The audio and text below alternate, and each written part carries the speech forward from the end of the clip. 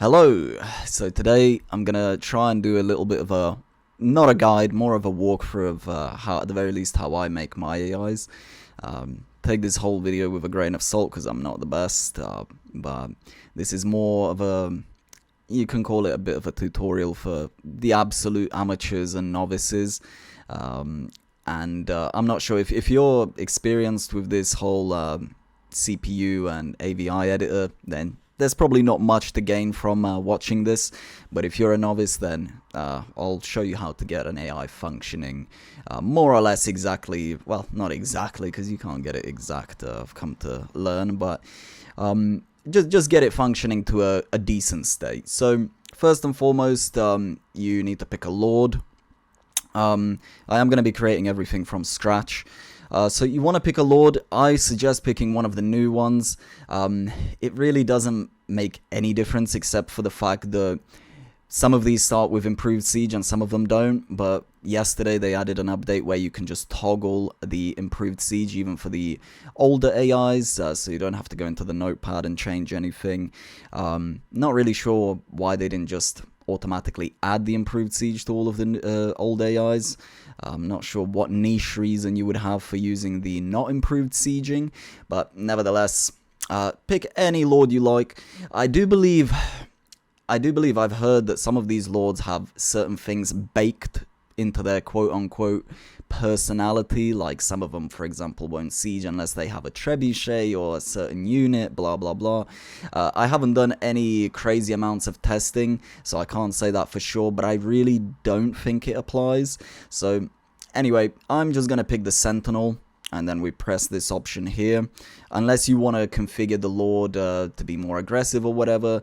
If you want him to keep his voice lines as well as his little video, then you need to kind of use this and make a castle for the Sentinel and a configuration.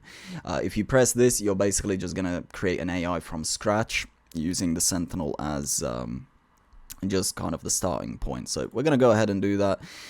We're going to name him whatever, test 1, 2, 3. Well, actually, no, I'm not going to do that because maybe I'll upload this AI. So now I have to come up with a name, which will take me a decade because, as you can see, I've already exhausted everything, and I promise you I'm not some sort of narcissist, you know, naming the AI after myself, King Segicus.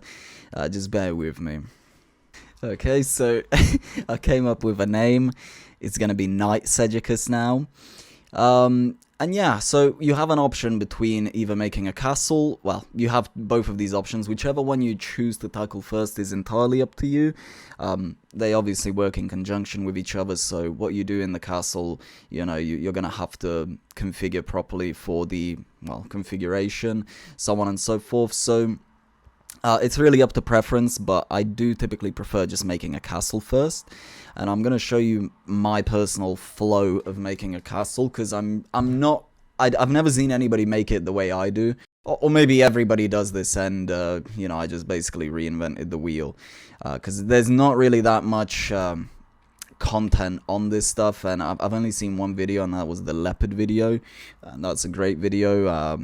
But I believe there are some basically some errors in that video, which I'll try and explain, but to be honest, that guy made a great AI, and I'll show you how to do a similar thing, but you know, I typically keep my AI fairly, what's it called, I keep the castle size medium, and I also keep the armies medium to large.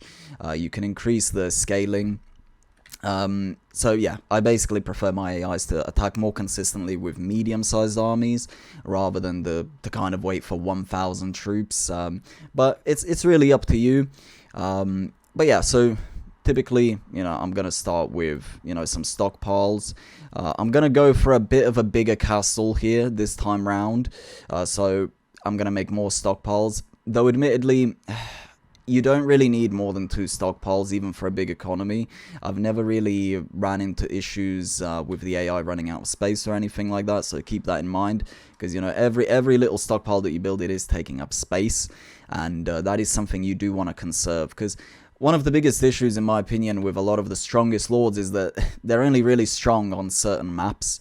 And I want to make an AI that you can kind of put on any map, and regardless of how much space it has, it will still have a fighting chance. Because a lot of these AIs, they have their big castles, and that's all they have. You know, as far as I know, they don't have like a small version of their castle. Though, admittedly, I haven't really experimented or downloaded very many lords. I was just focused on making my own.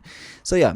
Build a stockpile, and now this is where I deviate quite heavily from what you would normally see. So I build everything in the top corner, and it's much easier to follow the order, and then it's much easier to kind of see what buildings you have to work with, and then just place them in an area, build the walls around it, build the defenses. You can move things really easily. It might take a little bit of getting used to, because you do have to make a lot of clicks just to move it, but it's shift, right click, left click, right click, and then you move it. If you get that in your head, you can move it, and it stays in the exact same build order, so you know you don't have to kind of go back and forward.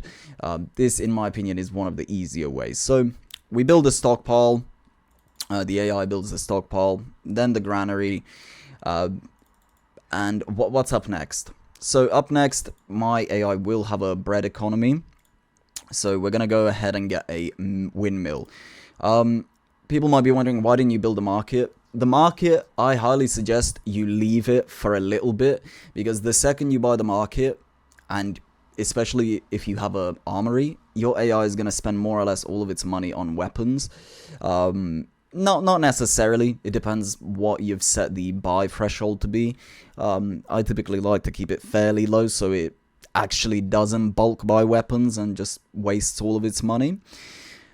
And so yeah, anyway, we're going to build a marketplace a little bit later. At this point, we're basically, you know, I'll explain it later in the configuration, but I keep my gold reserve on 0 or -1, which means I want the AI to completely ignore it. So it's worth using the start of the game to build some of the more expensive buildings so that it doesn't run into issues later. So for example, if you want knights, then I highly suggest building a stable within the first few buildings. An inn is also a really good thing to build, because you can make your AI buy hops, and so long as you have 1 or 2 breweries, he's gonna, you know, reap the benefits of the population that he gets, the positive population. So anyway, windmill, what's next? Typically next, what I start doing is I start building a few weapon production buildings, like a Fletcher. We're going to be creating crossbows. And then what I'm going to do, well, actually we should build the armory. If you don't build the armory before you build a weapon producing building, then it's immediately going to go idle. And another point of doing it like this is that you don't have a million buildings going idle. You know, if you build like 100 bakeries immediately, then not only are they all going to be idle, more likely, but you're also using a lot of, you know, peasants to just utilize buildings that aren't even running at full efficiency yet. So at this stage, let's see, you know, and you do have to kind of keep a bit of a mental note of how many peasants are in circulation. So you start with 10 population. So this is, I don't remember how much a windmill takes up. I don't know if it's 2 or 3. You know, just to be safe, I'll say it's 3. So 3, 4, 5. We have 5 peasants. At this stage, the AI does build its own industry buildings. They did recently introduce, and I say recently, I mean yesterday, the ability to make woodcutters. This is good. This is good because wood is extremely important for the AI. If it does not have wood, it basically ceases to function, because it does not trade the same way a player does. So it's not just going to bulk buy wood and make everything that it can. It's not going to do it like that. It prioritizes things a little bit differently. And if it does not have wood, well, it just breaks, because you need wood for more or less all the buildings, at least most of the economy buildings. So anyway, we have an armorer, a Fletcher. Up next, what we want to do is we'll delay the barracks for a little bit, because again, well, actually, it's not necessary to delay the barracks, because it's not like he's going to be able to buy anything anyway. So we're going to just build it. This is all of these buildings kind of act like a delay for the more expensive and population heavy buildings, because if you, like I said, if you build a bunch of bakeries, they're not all gonna go to work immediately. So we're gonna build the barracks now, just to have it, just to utilize the stone, kind of ease off on the wood. At this stage we will have woodcutters, they will be walking to the wood, and these are just minor delays, like I'm talking a second or two, but it does add up, and sometimes it can stop your buildings from going idle. The Fletcher probably will go idle, maybe for a second or two, because crossbows, I believe, take like 2 or 3 wood, and so yeah, you do gotta be careful with Fletchers at the start, because they do chew through wood, especially if you build them in a really efficient spot, like 1 tile away from the stockpile and armory. So up next, I want to invest into some of the more, well, at this stage, it's definitely worth building 2 hovels. So now our population has increased by 20, and we don't have to think about it for a decent while. And once the population increases, the AI also builds more industry buildings, so that's another thing to take into consideration. After this gets built, the population will be over 30, which means in the configuration you can configure basically a reference point for the AI when it should build certain industry buildings. And typically I put stone and iron just above 20, which at this point it will have reached. So you have to tread lightly basically, because in fact now I'm thinking maybe 1 hovel is enough. Yeah, probably 1 hovel is enough for now, because I don't want to encourage the AI to start building stone quarries and iron quarries, but at the same time I don't want to put the threshold too high, because then it's going to delay the stone income and iron income, which I will need. So 1 hovel for now, rough count, you know, we'll say this is 3, 4, 5. Industry buildings, he's probably got 3 farms, another, you know, 3 peasants, probably about 4 woodcutters, so we're just probably, you know, we're going to need another hovel soon. What's next? Up next, like I mentioned, I want to get the expensive buildings, at least some of them, out of the way. So I'm going to go ahead and I do want knights.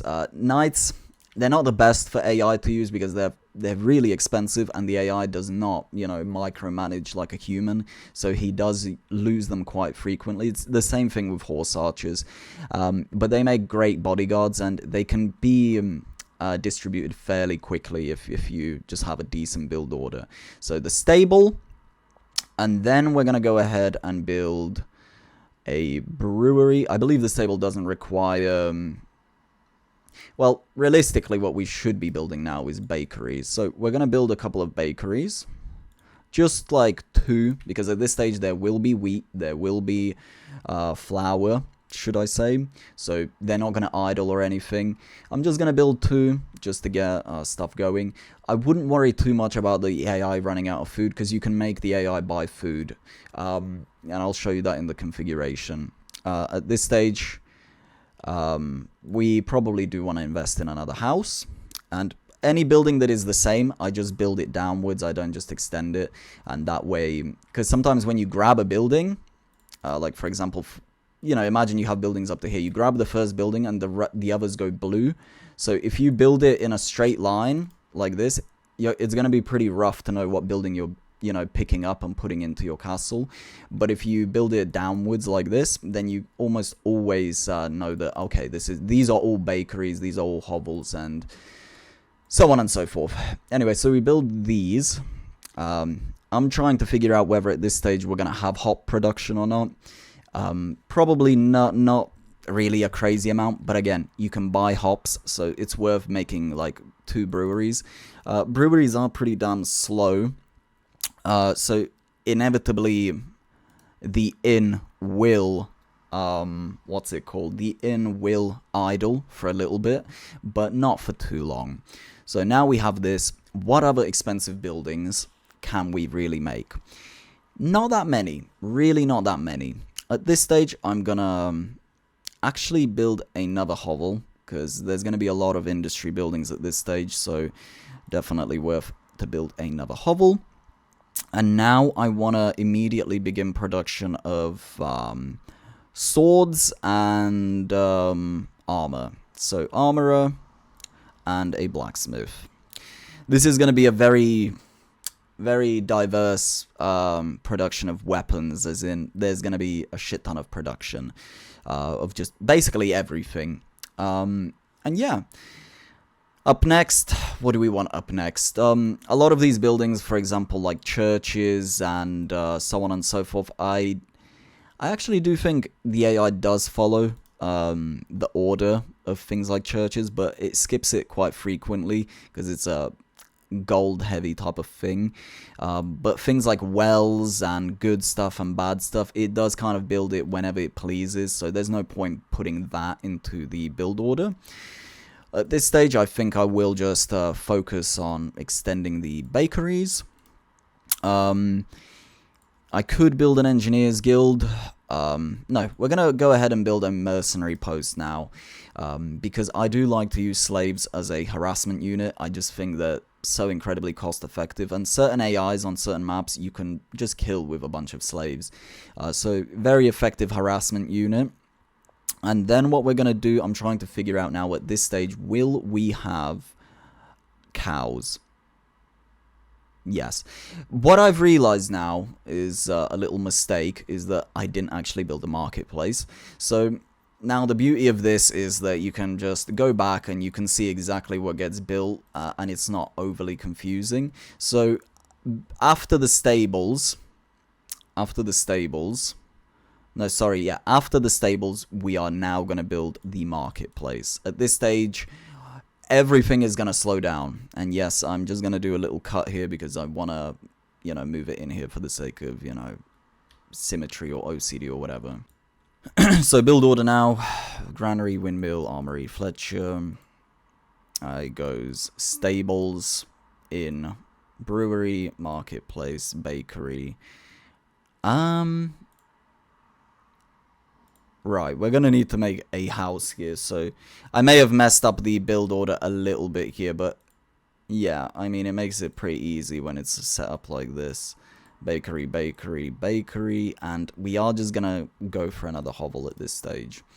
There we go. Okay, sorry about that. That didn't need to be so confusing, but sometimes when you don't have a clear vision of what it is that you want to do, you do kind of have to go back and change some things, but now it's good. So now what we want to focus on is primarily, well, we just need to, you know, get weapons basically, and I'm trying to figure out what exactly do I want here. What we need for certain is a tanner for sure, and let's see. So we have a tanner, we have a Fletcher. We are going to be producing longbowmen, but I'm going to make the AI buy the bows instead. It's not efficient, but it's even less efficient for the AI to have the choice to either make crossbows or bows, because it's just, I would rather it just buy the bows and make the crossbows itself. So that's what we're going to do. So we don't need a crazy amount of Fletchers. Blacksmith, we are going to want a few of them, probably 3 or 4. Pole turners, we can get away with 2, for the simple reason is because we're only going to be making pikes, we're not making spears. Yeah.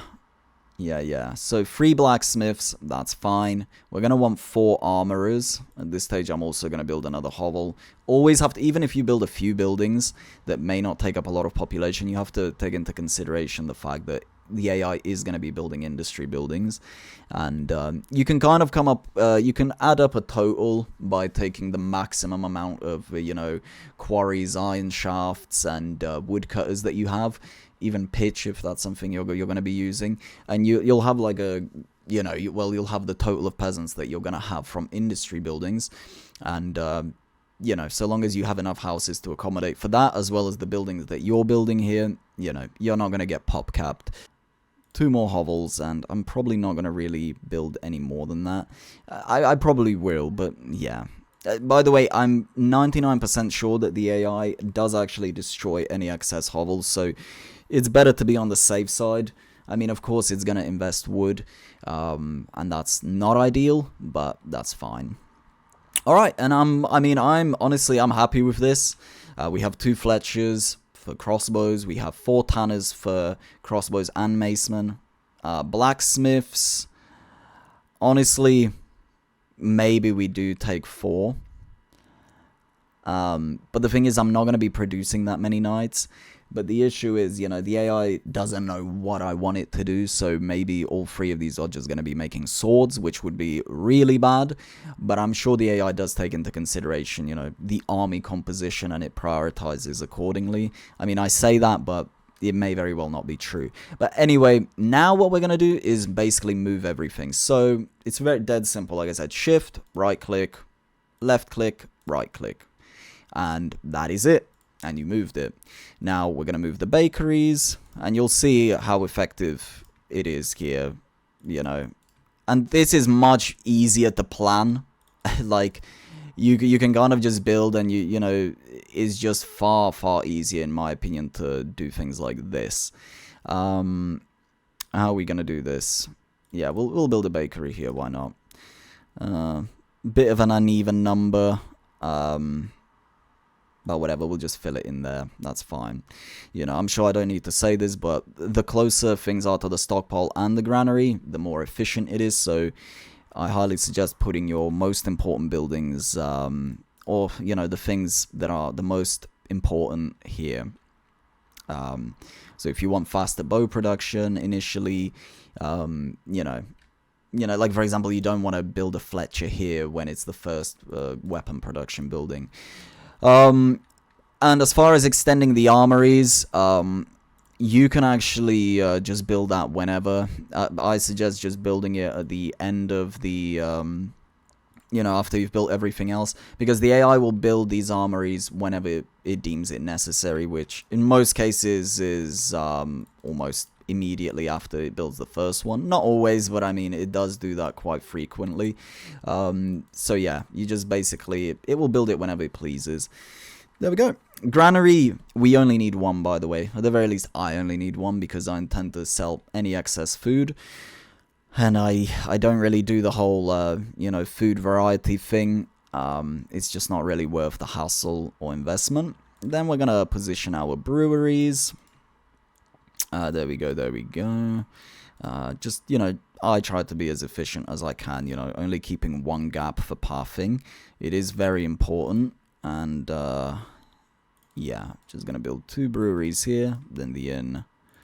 Yeah, well, that's not what I wanted, but yeah, I suppose we'll just keep it like this. Yeah, that looks nice. And you can see it's much easier to plan, because if you build all of these buildings immediately, it's just, I don't know, for me at the very least, it's easier to do it like this, much easier. And I'm trying to figure out if this is a good placement for the armory. 3 armories might be excessive, but whatever. I want the AI to have the ability to buy weapons.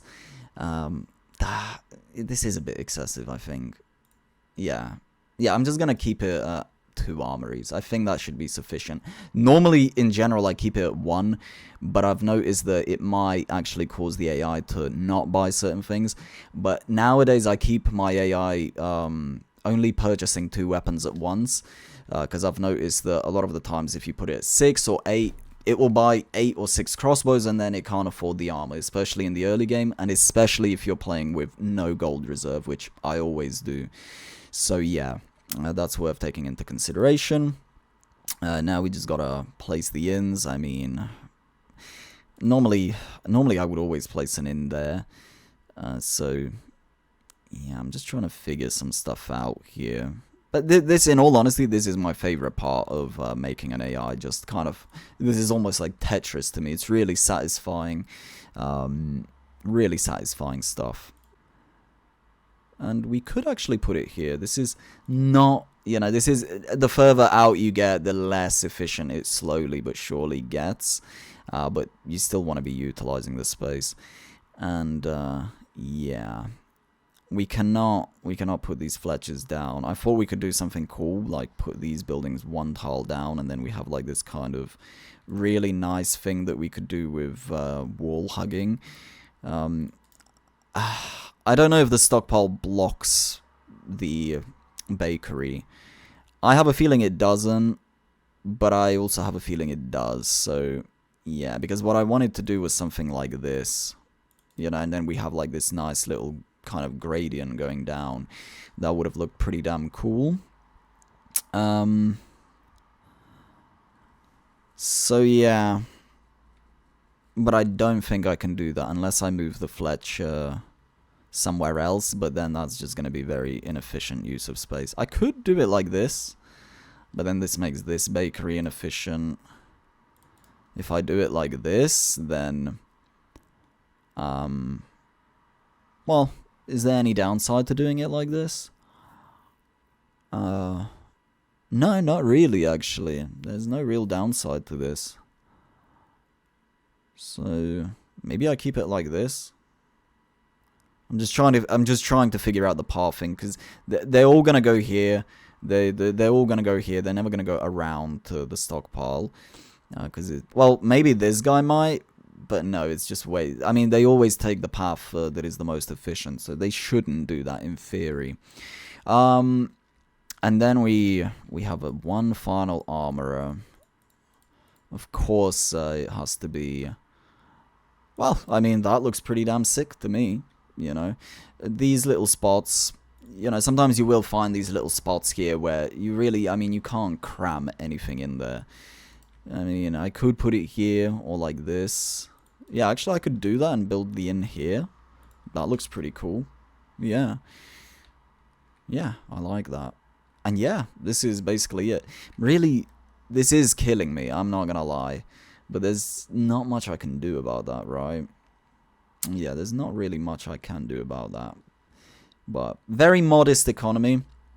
I'm thinking, do I put the stables here? I think that would look really, really cool. But I might hold off, because the stables look really cool on the outside as well, and we still need to kind of build everything else. Right, so what's next? So at this stage, what we're going to start doing is building the castle. What I do for my castle building is I just hug the production buildings. That way you're basically using as little space as possible. It kind of, it's almost like having a randomly generated castle, because depending on how you build the production buildings, you know, it always looks a little bit different, and the castles are never like as fancy as some of the huge ones, but they are functional. And of course, if you know, you spend some time, I typically, funnily enough, you know, I imagine a lot of people really, really enjoy building the castles. I don't care too much for it, because, you know, I'm not like some efficiency freak or anything, but, you know, I hate seeing unutilized space in a castle, and that is typically what you get unless you pre-plan it meticulously. So, anyway, my process of building castles is usually just getting the gatehouses in, you know, decent spots. So typically, I would just probably, by the way, NS is north and south, which is facing up and down, and east-west is obviously facing left and right. I'm sure people could have figured that out by themselves, but, you know, worth saying it. So I'm just trying to think where I want the gatehouse to be. I think possibly here. Yeah, that way I can fit 2 tanneries here somewhere. Let's see if we can do that. Yes, we can. And we're going to build another one like this. Look how nice this is looking. And then what we can do actually is build a wall here, here, and I'm thinking maybe I even do something like this. And then build a tower here. Okay, that's gonna look sick. I'm kind of committing a little bit too many tanneries to one side. I'm not gonna lie, especially considering we only have, you know, well, one more to mess about with. But yeah, so we're gonna have a nice little wall going like this. Next gatehouse, I'm gonna probably put here somewhere. Yeah, I'm just probably on the opposite end, really. Just to keep things a little bit more symmetrical.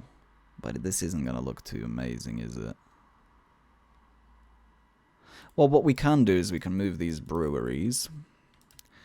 And then we can actually get a bit more. Let's see.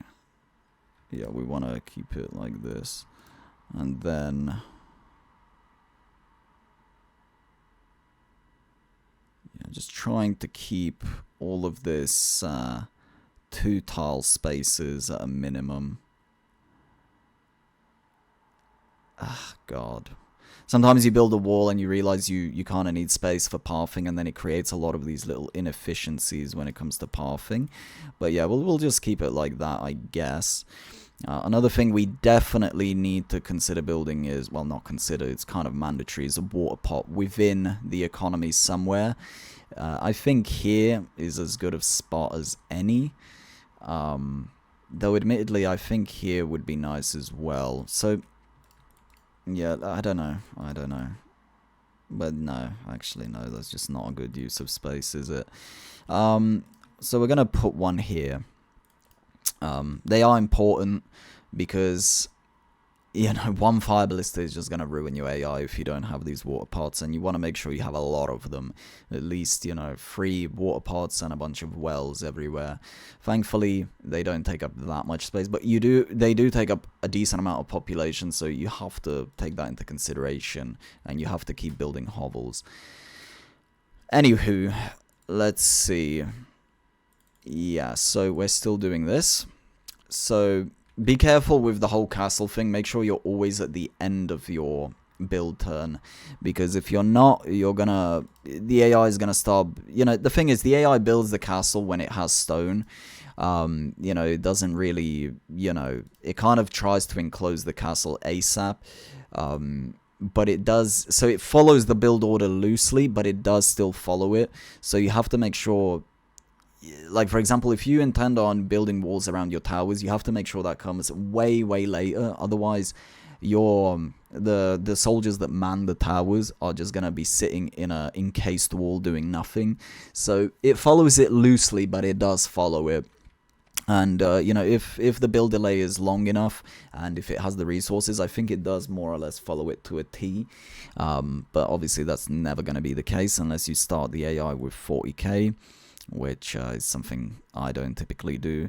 Okay, so we're going to need to move the gatehouse here. I don't intend on building walls. I'm just kind of measuring just to see where things line up. Yeah, and you want to make sure at least one of the faces of each building has access to it, because if it doesn't, then the building is not going to work. Right. Okay, so this gatehouse placement I'm happy with. Let's go ahead and build another one, the east one. Let's see. Yeah, I think here is fine, honestly. And then one final one. Whoops, so that's the wrong one. See, I made that mistake.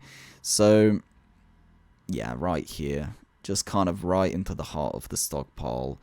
And this could be better. This would be better off being here. And realistically, I think I might just change those. Just that it's quite difficult to place anything in here. And I don't want to create additional space in the castle, because then I have to fill it and then move everything.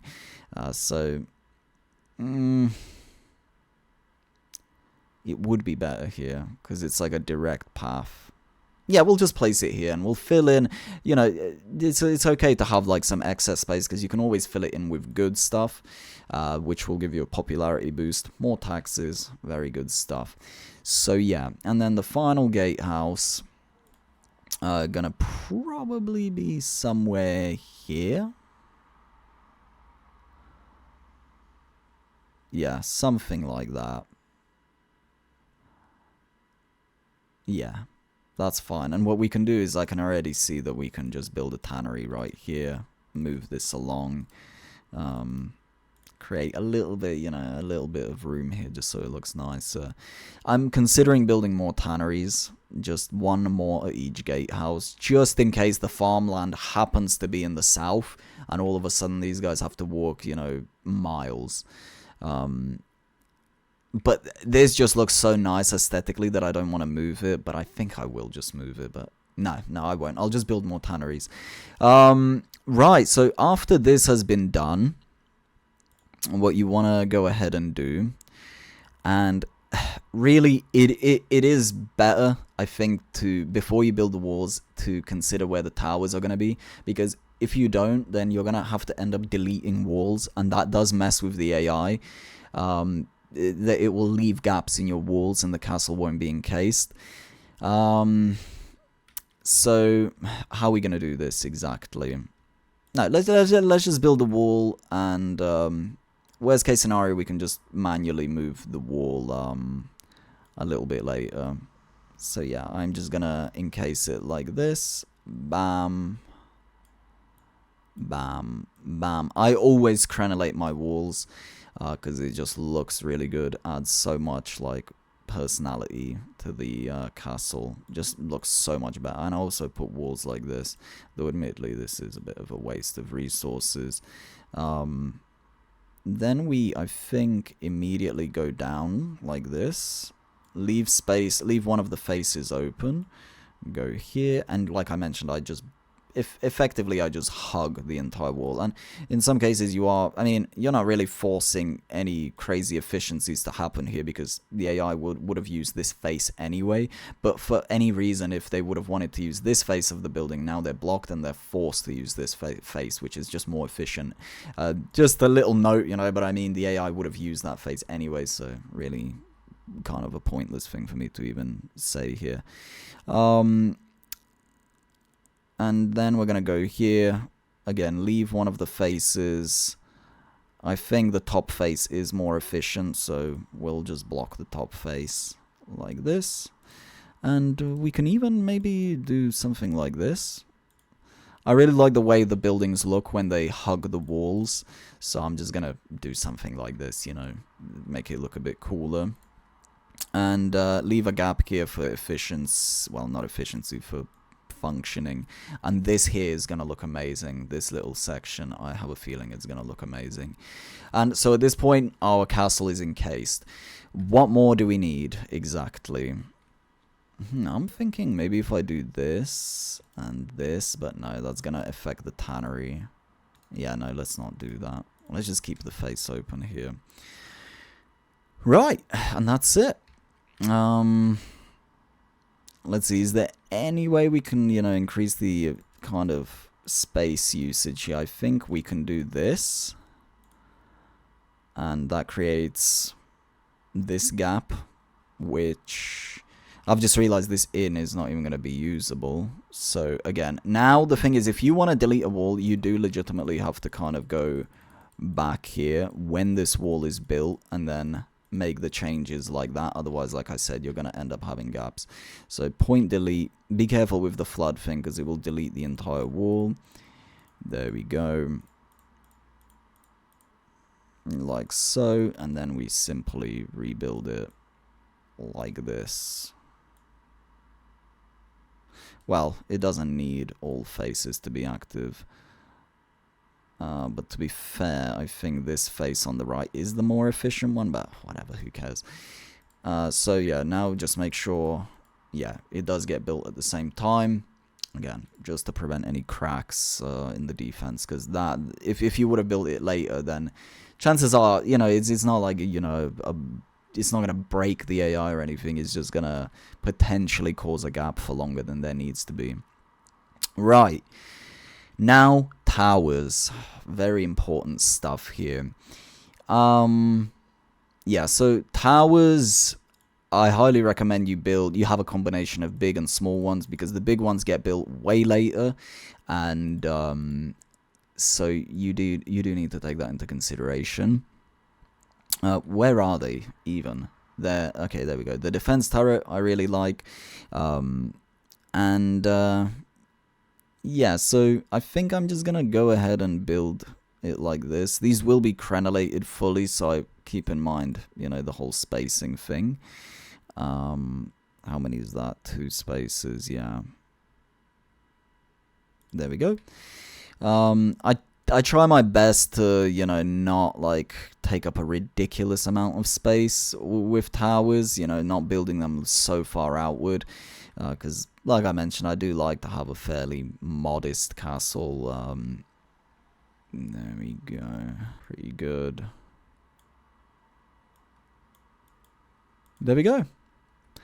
And honestly, that is pretty much it. I'm happy with that. So I highly recommend you make a save of your economy and before you build a castle. I didn't do that stupidly because sometimes you want to build an additional castle, or maybe you just want to fully restart because the castle is just shit. That has happened to me. Didn't do it, but I'm gonna save here. And now what we want to do is just put the, what's it called, all of the crossbowmen and whatnot. So I believe it follows the flags in chronological order, meaning it's a good idea to kind of go from top to bottom and then from there to there, just to kind of fill out the towers a bit more evenly. I don't know if that's true, but I do believe it is, because I find that in a lot of cases, the AI does seemingly just fill one side of the castle first, so I think it's good to go in a cross pattern or something like that. Honestly, I'm kind of happy with that. I don't want to just start spamming. Well, maybe we'll put, you know, in each corner, because, well, never mind. I guess we won't. Up next, we want to put the mounted ballistas. Bam. Tower mounted, yeah. We only have 2 big towers, so yeah, and that is it. You can also put a fire ballista here and, well, wherever you really please. Keep in mind these are pretty expensive, but yeah. Oh, for fuck's sake, I just deleted a house, but thankfully we're on the exact place where we deleted it, so there we go. Yeah, that took exactly 1 hour and 11 minutes.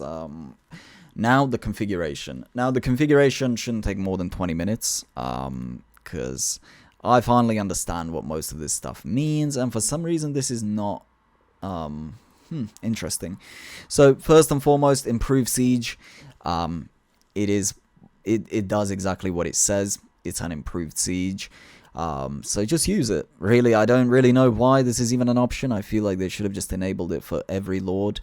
Again, like I mentioned at the absolute start, maybe there's some niche reason for not using it, but I don't know.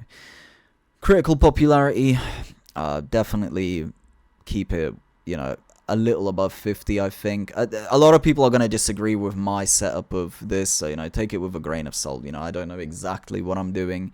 And then I kind of add, like, what is the biggest hit? What is the reasonably biggest hit of minus popularity it can take in one, you know, kind of one tick or whatever.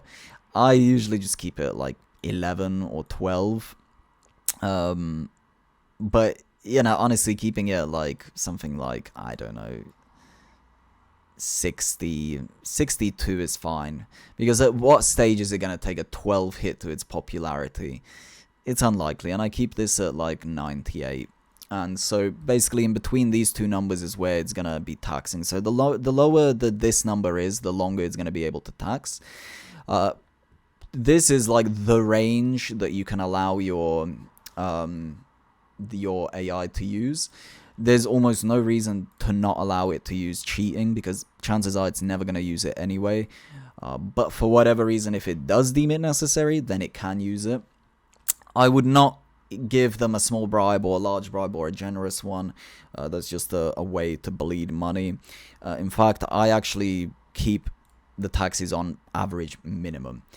So that means it's immediately going to start taxing them. And I don't know if the AI has some sort of built-in advantage or something, but it's seemingly like they're taxing, but somehow they're still maintaining their popularity some way. I really don't know how.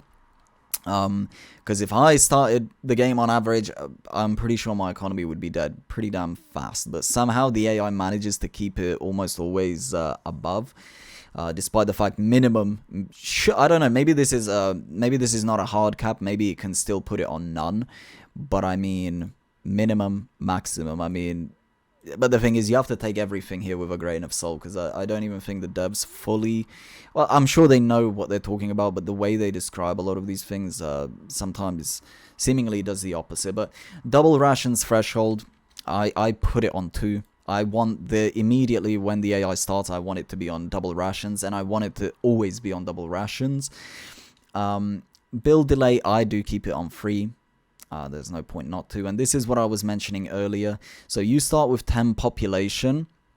And so in theory, this is how it should work, but it doesn't work like this. It would be kind of nice if it did, but I guess, well, whatever. But so for example, if you put it at 11, then you technically would have to build one house because for it to go over that 11, it doesn't work like this. This is more like a reference for the AI.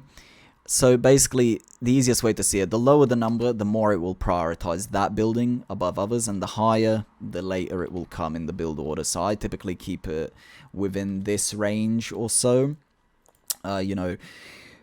So the farms, the woodcutters are going to be the first thing the AI prioritizes, but it's not like categoric. It doesn't follow it to a T. More often than not, it will immediately build a farm before it builds a woodcutter, annoyingly. And that's just because it sees that it has no food income, and obviously that is detrimental. Whereas, it doesn't think, oh, I have no wood, I can't do anything. It doesn't think like that. So yeah, typically just keep it like this. But yeah, I mean, it's just a rough reference for the AI to follow. Maximum amount of farms that I want it to build is probably going to be about 10, or maybe 11. Woodcutters, 8 to 9, 10, something like that. Quarries, I'm happy with 4, and iron, I do want probably about 6 of them. And I put -1 on the pitch, just so the AI doesn't even consider it. And normally I've had, pretty good results with this. I'll put this at 12, why not? There we go. So in theory, for every 2 houses that it builds, it should build a quarry. For every 2 houses that it builds, it should build an iron mine. For every 1 house it builds, it should build a farm. And basically it just builds the woodcutters. It should be the highest priority, and you'll see that it does work. Food/weapon purchase amount. Food, I typically just buy 5 of. Weapons, this is important. Depending on what kind of economy and how much money it starts with, I'm just going to keep it at 2, because I don't want my AI to buy a bunch of weapons and then not have enough money for crossbowmen and stuff like that. The thing is, the higher you put it, the more options you take away from the AI, because if it needs more weapons, it's just going to buy more of them. It's just going to buy 2, 2, 2, 2. So there's no point in it just taking away. Honestly, maybe even having it on 1 is a good idea, but probably not, because it typically buys a crossbow and a leather armor, or a mace and a leather armor, or something like that. So 2 is fine for me, but if people disagree, I'd be more than happy to hear. So food sell threshold, I normally just sell it over 15. Apples, the buy threshold. So when there's less than 2, I want it to buy 5. That's basically what's going to happen. We're not going to be buying cheese, and we're not going to be buying bread. We will buy wheat. So when there's less than 3 wheat, I believe it buys 5. I could be wrong. I don't know. I believe it is. I think this does count as food. So I mean, it's a resource, it's not food, but I think it does count as it. And the same thing as wheat. Jesus Christ. The same thing as for wheat, or hops, sorry. Stone, this is the only thing I changed. I put it on 35. Just lower the threshold for it to sell. But a lot of this stuff is just a rough reference. It's the same as this. It's not going to follow it to a T. It's not going to immediately sell the stone once it reaches past 35. Apparently the AI deems weaponry and stone to be especially valuable, so it kind of hoards it. So this is a good one. Weapon sale, realistically, I don't want my AI to be selling weapons.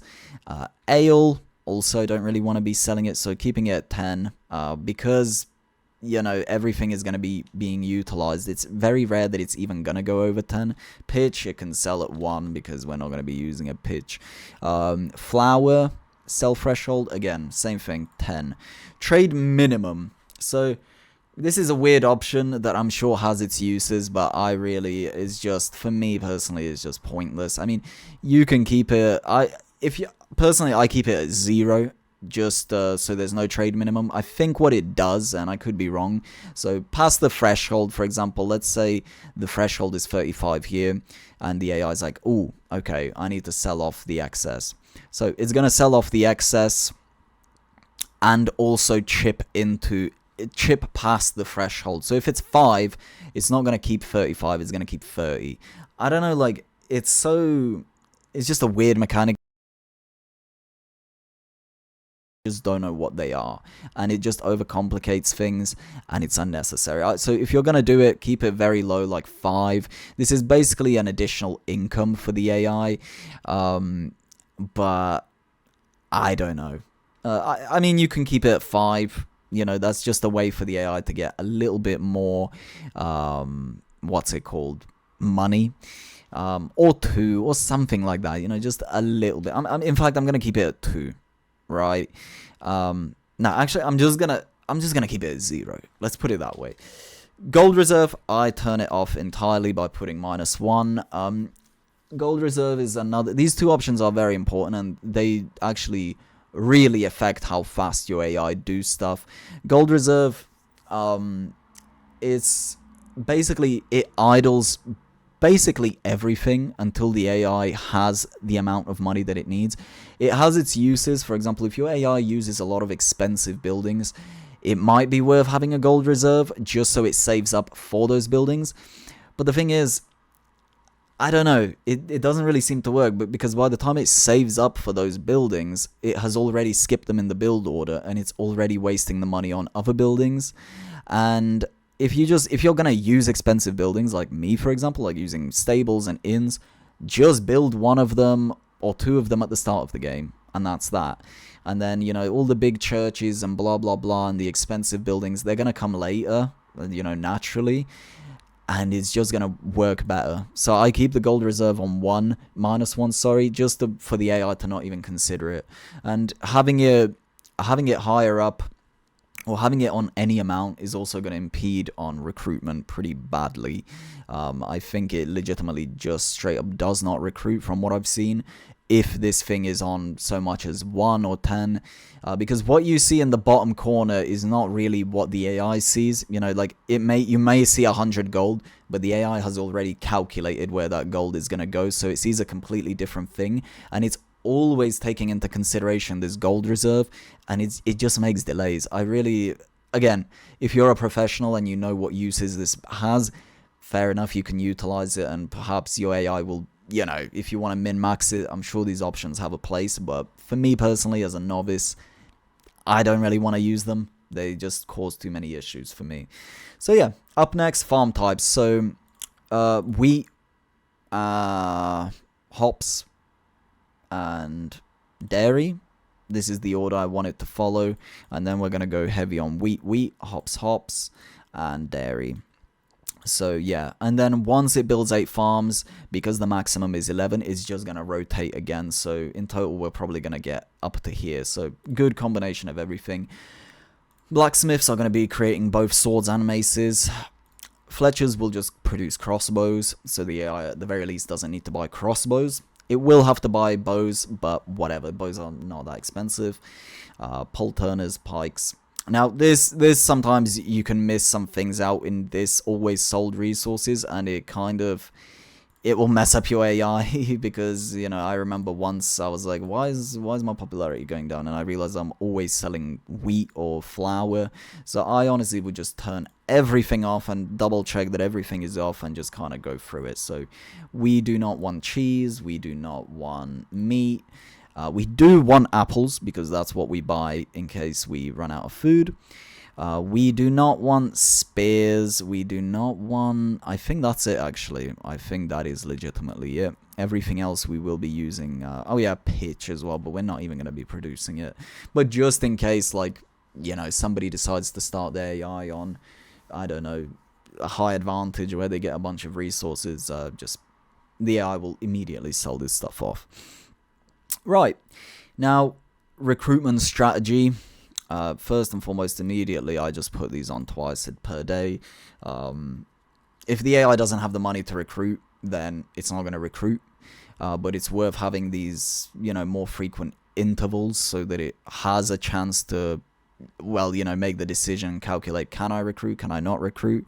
If it does, it's going to recruit. If it doesn't, it's just going to ignore it. So there's really almost no point to keep it on any of this, unless you're trying to obviously save money and you have a lot of expensive buildings, or perhaps, you know, for some other niche reason. Now, when the CPU is weak, so when is the CPU weak? I've noticed that typically this stance, that's what it is, it's a stance.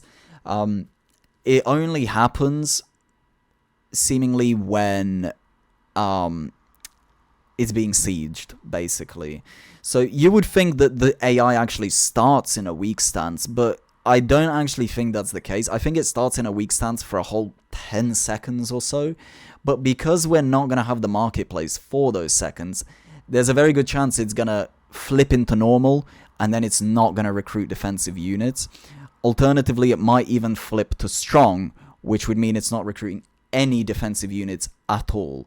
So, yeah, it's kind of difficult to judge when it's in what stance, but from what I've noticed, I can definitely say it only sieges in the strong stance, and it's always in the weak stance when it's being sieged. And normal is kind of, I think it flips to normal after 10 seconds when the game starts. It's kind of where, you know, it's, well, it sees itself as an equal to the AI, to the opposition.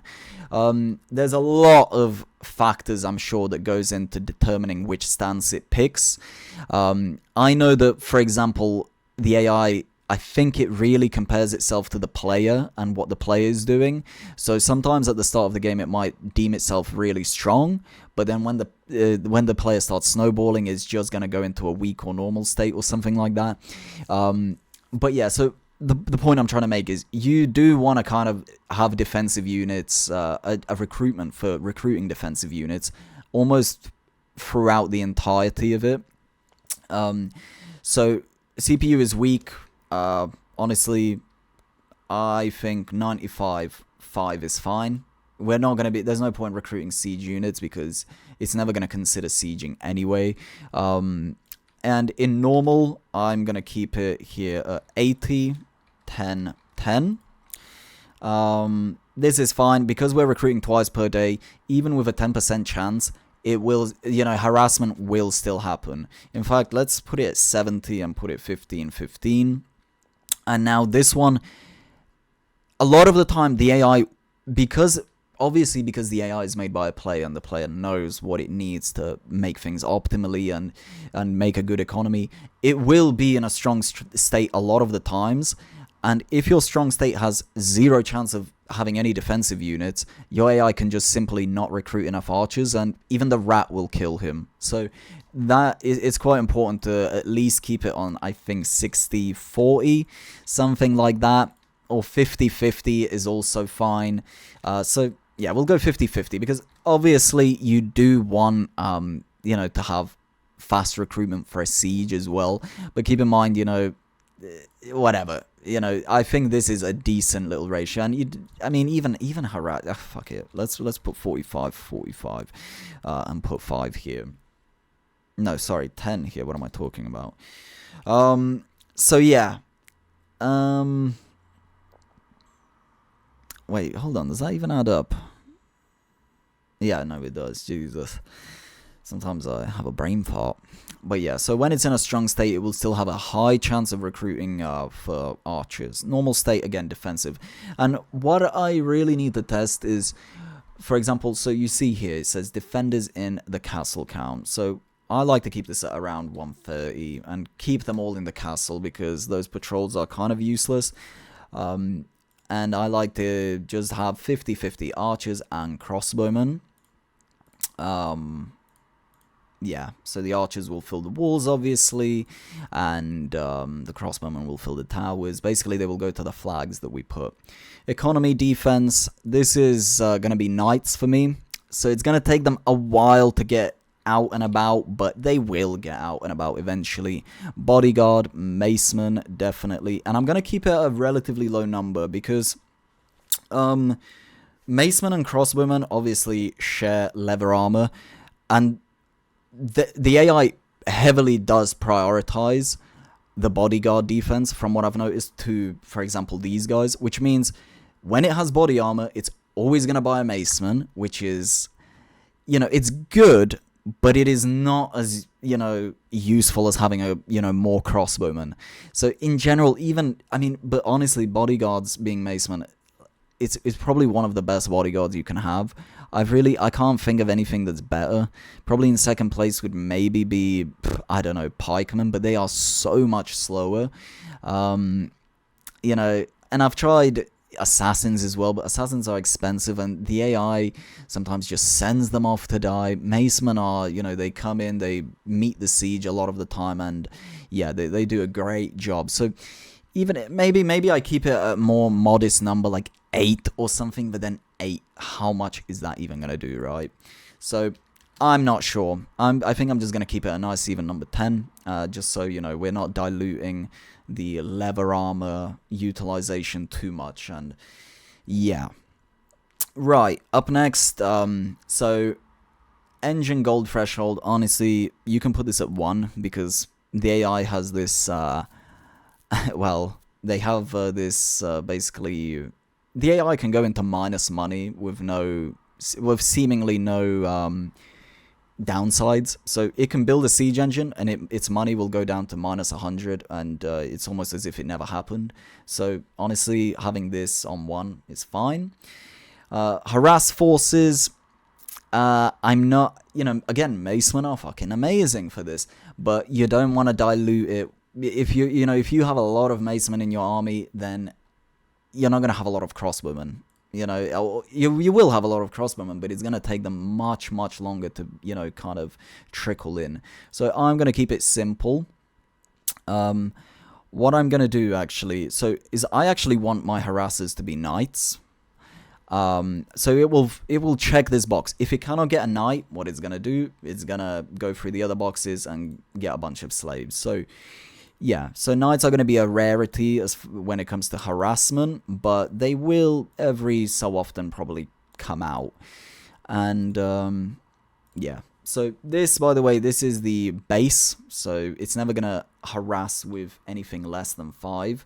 I'm actually, well, yeah, because we have knights, 5 is fine. But these guys do combine forces as well, so, you might have 1 knight and X amount of slaves or whatever, so honestly, let's put it at 8. And then the maximum, I think 20 is fine. This is the harassment. This is the harassment siege engines. So just randomly, sometimes your AI will build a catapult or ballista, and I've noticed this stuff happens way later in the game, but it does happen. But this is purely for harassment. The siege ones are here, I believe. I could be wrong, but I'm pretty damn sure these engines are purely for harassment. So obviously, catapults. I think fire ballistas. In all honesty, it's worth doing it like this, just kind of giving it. And siege engine count, I just put it at 8, and then again I repeat everything. I don't know, maybe this is like a bad thing to do, but it works. So retarget interval, honestly, I just leave it. This delay, I don't know exactly what this delay, like, well, what is it, seconds, what is it, how many ticks, I don't know, because especially because I test things now on the new 300 speed, it's kind of difficult to gauge, these, when things happen. Now, siege engine, well, let's address the siege, because I'm sure most people are very interested in this. So, the minimum, the word variance, it's better to just think of it as minimum and maximum. So the minimum amount of troops that I want my AI to attack with is 100. And the maximum it can attack with is 180. Which means the limit for recruiting should be probably about 190, right? Because if it's too low, it's never going to recruit enough to even make the siege. And if it's too high, it's going to end up recruiting until it hits the limit, and again, it's going to delay your siege. So having 10 above is fine. I don't know what these groups do. Leave them, honestly. I don't know. Maybe somebody can tell me. I legitimately don't know what it does. But now, the Vanguard is a troop that, well, it leads into the army. it just goes first. I like to keep it as like archers, just a small number. Backup troop is the most useful one out of all of these. I suggest having a because basically once there's a breach, these units are gonna run in and they will run straight to the keep. These are the units that have the highest chance of ending an AI's life right then and there, because a lot of these guys, well, what they do is they make a breach, they walk into the castle, and then they start going for the economy. Like, they will leave the castle to go destroy a farm. And, yeah, I mean, that does still effectively kill the enemy lord, but sometimes they do recover, especially if they have a lot of allies and you're being sieged yourself, and, you know, so yeah. I like to have about 60 macemen in groups of 2. In general, even a group of 1, I don't know, sometimes these backup troops do some stupid things. Like, they're called backup troops, and yet they will stand in front of your siege equipment and just get shot to death. So having 2 groups, sometimes it makes it so that at least one group is not doing that. But yeah, honestly, it's up to you how many groups. I assume, intuitively thinking, I assume that 60 divided by 2, you know, there's going to be 2 groups of 30. That's what I intuitively think is going to happen, but I can't categorically say that that is what's going to happen, so I don't know. Back, you know, a couple of, well, before yesterday, actually, you could make the groups up to however much you wanted. So now they've changed it. Now they've put the limit on 3, because I think a lot of people didn't know what those groups did, and they were putting it on crazy amounts, and they basically were probably like crashing their own game or something, or just making the AI behave really, you know, trickle in. You know, imagine 60 groups of 60, you know, just 60 groups of 1 maceman. You know, it probably caused the AI to do some crazy things. Patrol group, this is they will go ahead of the siege. It's really good to have archers in this, or if you want like your horse archers, for example, to go around the towers, then this is like the perfect slot to put them in. I'm not gonna go for horse archers. I'm just gonna go for you know, 24 archers here. And engage kind of does a similar thing, but it doesn't go well ahead. These guys basically go towards the walls, and these guys just stay a little bit further away from the walls. But yeah, I like to have a lot of archers, simply put, because they're very inexpensive, and they kind of they accomplish many things. You know, they really idle the economy, and they're very cheap, and it allows for more consistent sieging, and the AI builds up much faster. Now, these slots, you know, maybe somebody can tell me exactly how they work, but, you know, I think the AI, you know, so each one of these boxes, when the AI presses, I think it gets recruited in a batch. This is just my theory, you know, anywhere from 1 to maybe 5 or 4 or 6, I don't know. And every time it goes through it, you know, it has to go through all of these before it can consider siege. And if you have multiple varieties of troops, then I think some sort of ratio needs to be hit. I don't know. So I just keep it to 1 unit, but basically I think for every single time it presses this, all of these boxes, it has to press, let's say, this one once as well. So it cannot, for example, have pressed this, you know, 5 times and this one only once. So I think what you want to do is keep all of your expensive troops at the top, so it has the highest chance of always recruiting them, and keep like the newbier troops at the bottom, so that that ratio of, you know, pressing, you know, pikemen 10 times for every 1 knight or whatever gets met a little bit more consistently. So if like, for example, having a knight here, which is very expensive, this would be fine, you know. So basically, yeah, I don't know. I'm not the best at explaining this, because I haven't really explored it in depth, and I cannot categorically say exactly how many of these troops are going to even be recruited. It's really quite difficult to gauge. What I do believe is that these units are kind of optional. Like, I don't know. I think if you add up, for example, all of these units, then these guys will make up the deficit of the maximum. that might be the way it works. I don't know. But yeah, so this is pretty much done. Oh yeah, the siege protection group, I wouldn't use it. It just sometimes it can delay your next siege because they just don't die, and it doesn't really do anything useful. So let's just do a rough count. 24, 48. This is 100 and whatever. Yeah, so we're gonna have at least, this is gonna be a strong siege, good siege, and this is this. I used to get it confused. I thought this, I didn't know which one it was for the actual sieges, but it seems to be this one. So catapult, trebuchet, catapult, and honestly, trebuchet. I mean, there's not really much better you can get. In fact, maybe a fire ballista in here and there is not a bad idea either. And maybe an additional catapult.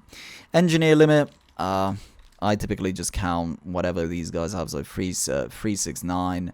What is this? 11. No, 2, 4, 6, 8, 10. And then 13, 16. Yeah, like 19. So just put it at 20. Attack, digger type, pikeman, because we are using them a lot. And if we have an opportunity to not use macemen for something, then I think it's wise to take that, because again, the whole crossbowman dilution thing. Target preference, closest player is always the best. I like to put my cooperation chance on 100% just in case somebody uses the AI and they, want some help. Siege assist threshold 60 is kind of reasonable, I think. Army at siege, this is how much of the army in a percent needs to be at the siege for it to start. Honestly, because I have pikemen who are relatively slow, not crazy, 50% is fine. Army at base, I put 0, meaning none of the army has to have returned at home before another siege can be considered. Typically, they will still come back home, and the AI will recruit a couple more soldiers, and then it will make another siege. Castle bombardment, I just keep it at 9. I don't know. You could put it lower, you can put it higher. I don't know. It really doesn't make much of a difference to me. And obviously this stuff is completely up to you. I try to not be cheesy. For all of them, I just fill in with archers. Just 12 on every single mode. I will put like 4 macemen and do 8. Just 4 macemen and 8. I'm curious to test whether or not having starting macemen kind of what's it called, encourages the AI to buy more crossbowmen, because it's like, oh yeah, we already have macemen, So we'll see about that, but just gonna double check everything. I don't think I'm really missing anything. This is typically how I build all of my AIs.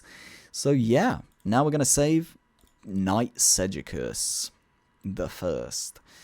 So now we're in the game. I'm going to show you how I test my AIs. So immediately you want to go advanced, enable spectator, go to this option, and Knight Segicus. I also like to put it down south, just because that's what I'm used to.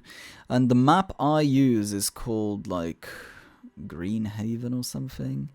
It's just a good map. Well, it's actually not the best map, because the grassland is a little bit open and whatnot, but where is it? Jesus. They need to add like a way to favorite maps. I'm surprised they haven't done that, but I think it's here. Yeah, Greenhaven. It's just a nice balanced map.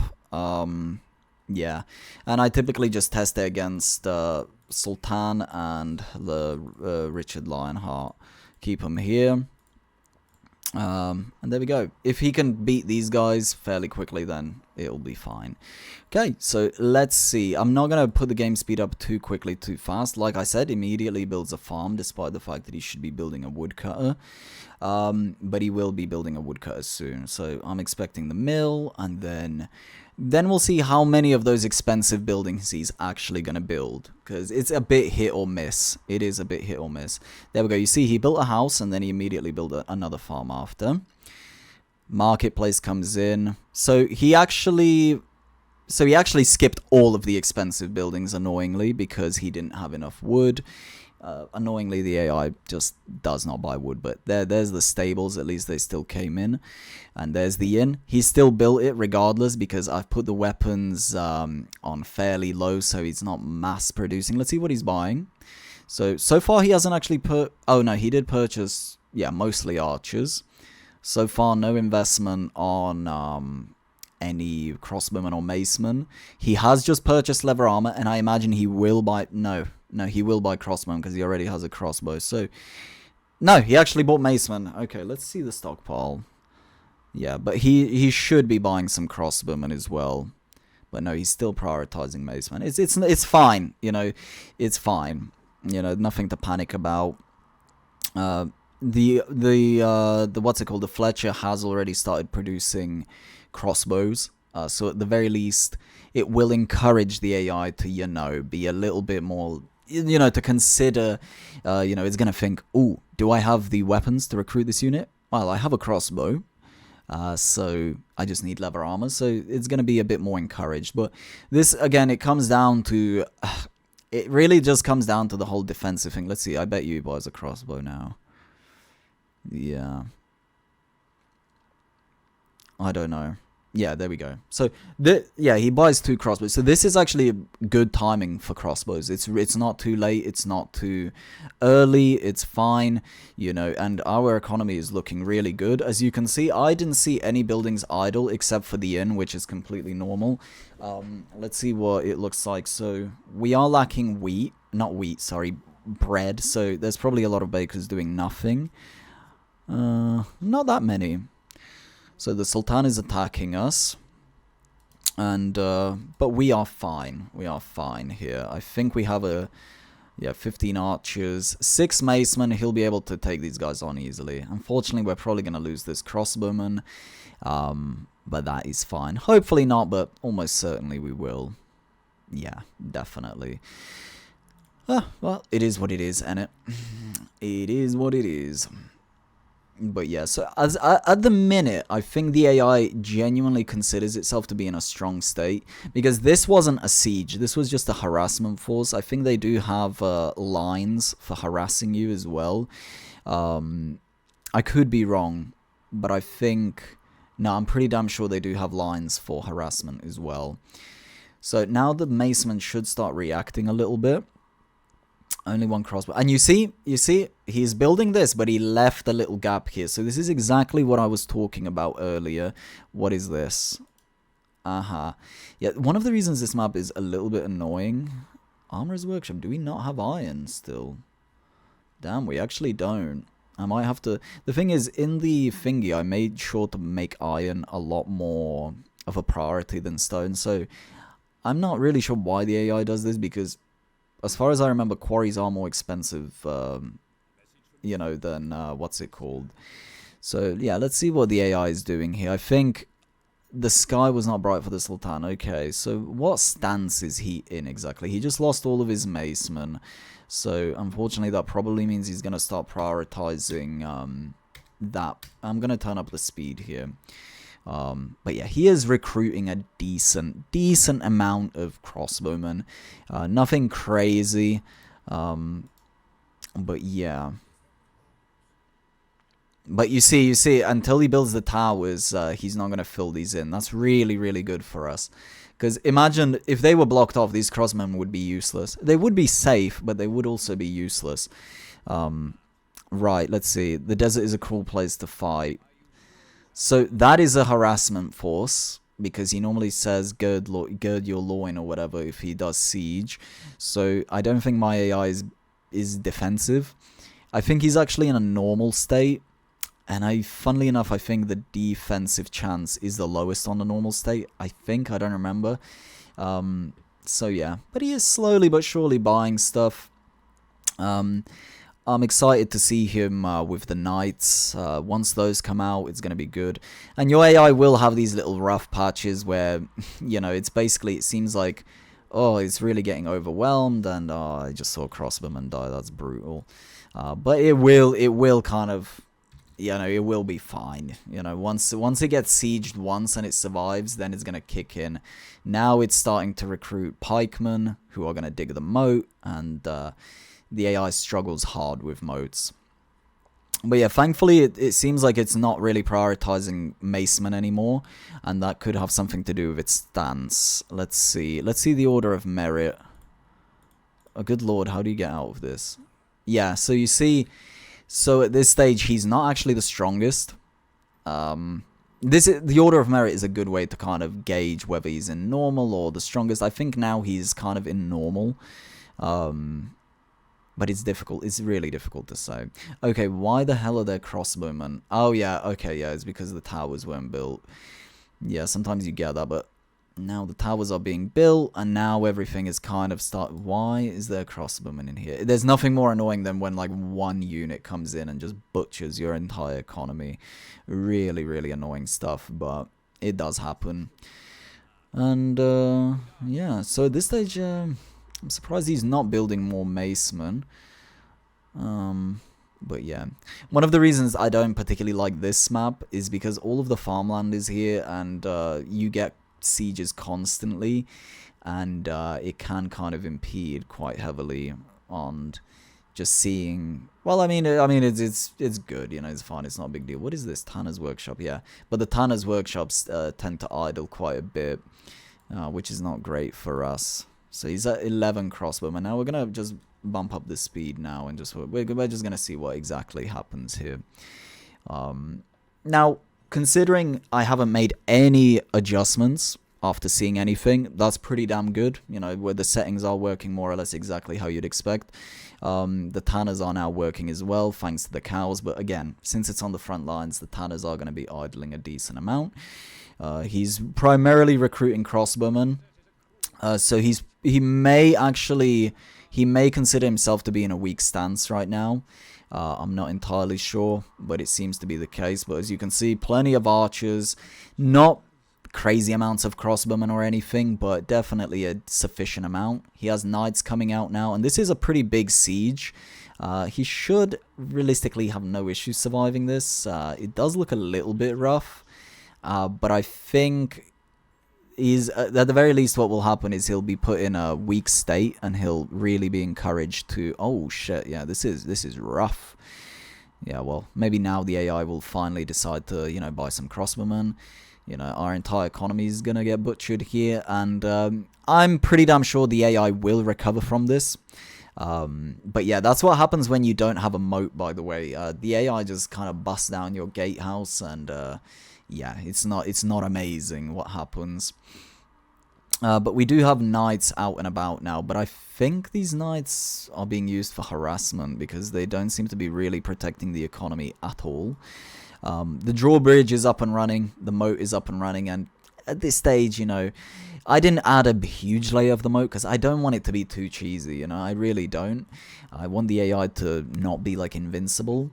You can see the castle, really, you know, nothing to write home about, just a bunch of towers, you know, nothing amazing. But of course, the more time you want to spend, keep in mind, I made this, if I wasn't yapping so much, I would have made this probably in like, what, 40-50 minutes, something like that. And it's a good, very good, you know, kind of like foundation, so to say. As you can see, he is recruiting a substantial amount of crossbowmen because he keeps getting siege, which is putting him in the defensive stance, which has a really high percentage to recruit defensive units. These units are being recruited for sieges, so as you can see, we have a shit ton of them. That's why I really like archers, because they just get, you know, used constantly in the sieges, and they're fairly effective. And they're very cheap, so, you know, it's worth using them. And I believe now he's probably switched to a strong stance, because the order of merit, I believe it will be in our favor here. Yeah, it is. So yeah, you see, these guys are not really utilizing their money at all, thanks to the fact that our AI has no gold reserve, and no, those guys don't really have much of a gold reserve either. I think Lionheart has 200, but yeah, he just I'm not really sure what's up with some of these AI. They're just old, and like I think they hit their logic ceiling just much sooner. I'm not really sure why my AI is not using the knight. Oh damn, we're already sieging. We are already sieging. Nice. So that's a pretty. This is the smallest siege you're gonna see from this guy, because when they siege, they actually stockpile a decent amount of money, which allows them to really nicely, kind of have money for the next siege. Only a few macemen. Only a few macemen, so this is probably just 100 units, but the next siege will be bigger. Because the AI, by the time it presses all of those boxes for the pikeman, which he needs to, the way it works, it's not like, oh, the whole composition is 100% pikeman. No, it's actually, it needs to have pressed each one of those boxes 10 times before it can consider siege. I think that is how it works. It's not like, and for every 10 times that it presses those boxes, if you have another unit, it has to press that one equally as many times. So it meets the ratio, basically. Okay, what are my knights doing exactly? I'm really confused with the whole knight situation here. Because they really... Yeah, I don't know, but they're like a little bit glitched out or something. Maybe it's because they haven't reached the minimum amount. Do I need more stables? I genuinely... I think that's the issue. I'm almost certain that's the issue. Because I was under the impression that, like... you don't need more stables, like the horses respawn, because I distinctly remember having only 8 stables and having about 12 knights. So I was like, oh, I didn't realize, but yeah, there's not enough horses to reach the minimum amount for the defense, I think, and so they're not moving out. So that is something to take into consideration. Here's the second siege. You can immediately tell it's slightly bigger, more macemen, an extra... what's it called? An extra thing. I don't know why it built it so far away. That treb is not going to reach anything.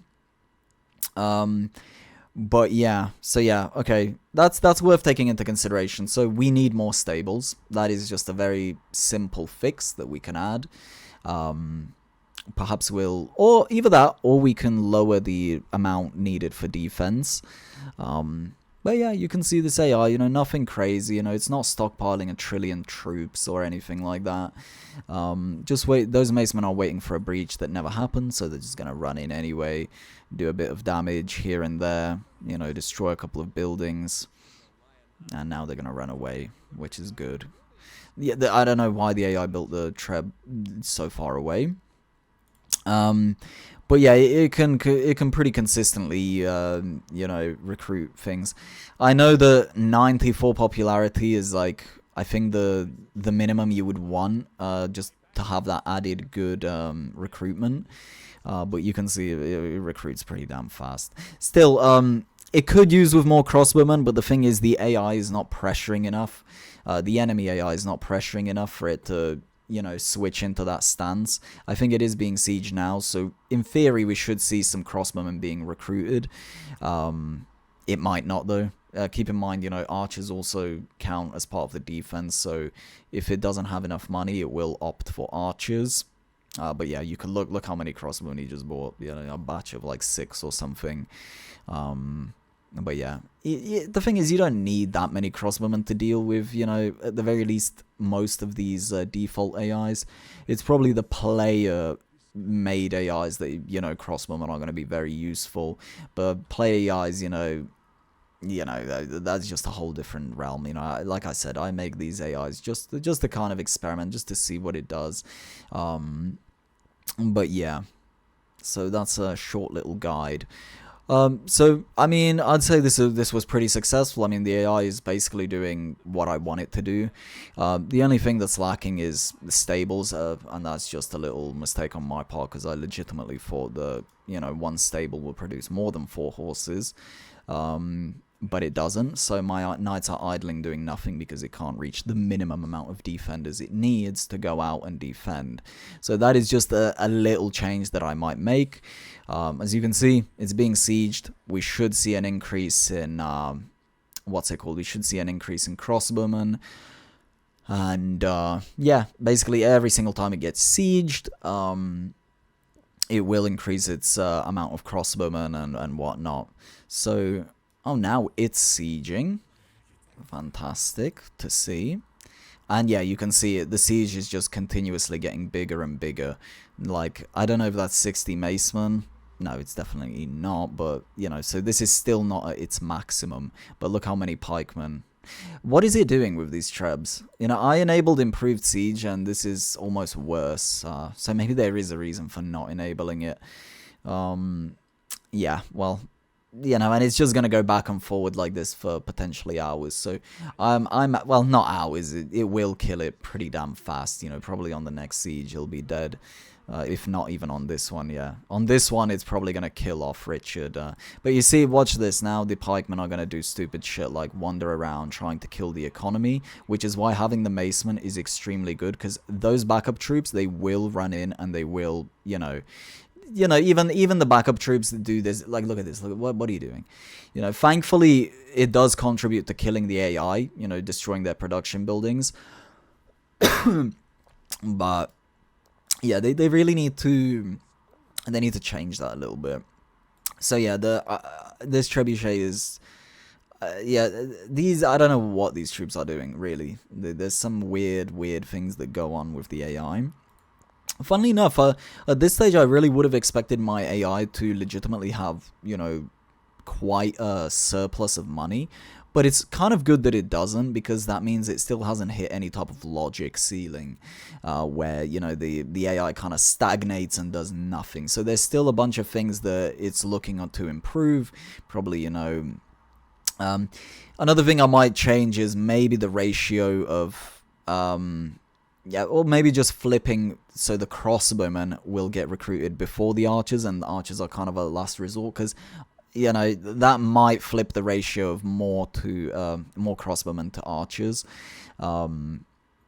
Yeah, so that's something I'm probably going to do. So, yeah, I mean, this AI, it will kill both of these AIs eventually. But I'm not going to stick around here. I'm actually just going to go back and make 2 small little changes, and that's the end of the video. If anybody watched it this far, I'll be shocked, but I did make those changes, and yeah, I mean, they were marginal changes. They didn't make too big of a difference. For some reason, I started running into other issues, so... But yeah, I hope this was helpful. Do take everything with a grain of salt. Like I mentioned, I'm not a professional, and I don't know what half of these settings do, to be completely honest. But I feel like, you know, we got the AI functioning to a decent state in more or less under an hour, technically.